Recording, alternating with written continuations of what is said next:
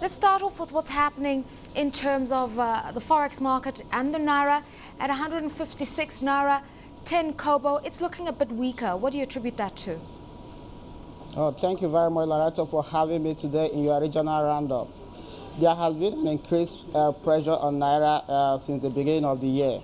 You know, Nigeria is an import-dependent economy, especially on food and energy products. So this has put pressure on naira as we have global increase in price of food and energy. So in the market recently, we have renewal of those pressures because of liquidity in the market, which has made naira cheaper in terms of interest rates. So a lot of importers have been able to afford naira and to buy the foreign exchange. So it's basically as a result of increasing demand for import of products and services from abroad. CBN has offered a total of 12.4 billion at the market window and sold almost the same. But the pressure on naira has still been on the increase. Okay, today we saw the sale of about $400 million by the state-owned energy company, the NNPC. That gave the naira a little bit more support and a buffer. What else needs to be done by Nigerian authorities to give the currency a bit of protection?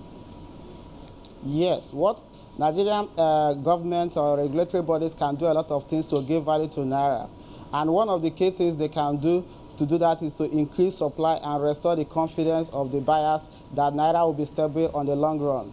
There has been a lot of initiative on that direction.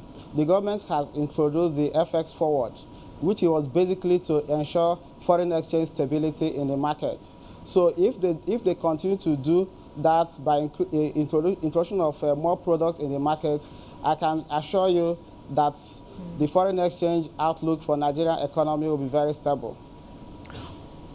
Interest rates and inflation, your outlook as Nigeria heads towards the Monetary Policy Committee meeting. We've seen the central bank hike rates. Some are saying they need to hike, much more deeply.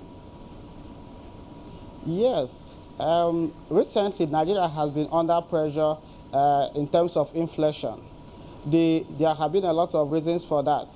Firstly, has been an increase in global food and energy.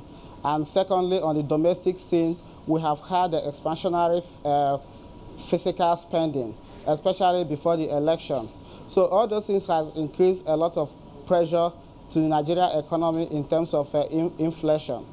So in the next MPC meeting, we expect the MPC to come up with various ways to ensure that the inflation is curbed. There has been a recent statement credited to the CBN governor in which he said that interest rate hike could not be the only way that Nigeria will use to combat inflation.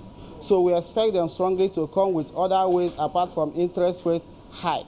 Though interest rate hike remains still a valid tool for combating inflation. So we are not expecting that they are going to eliminate it completely, but they are going to implement it in a moderate way so as not to hurt the real sector and ensure that Nigeria still meets its growth targets for the year.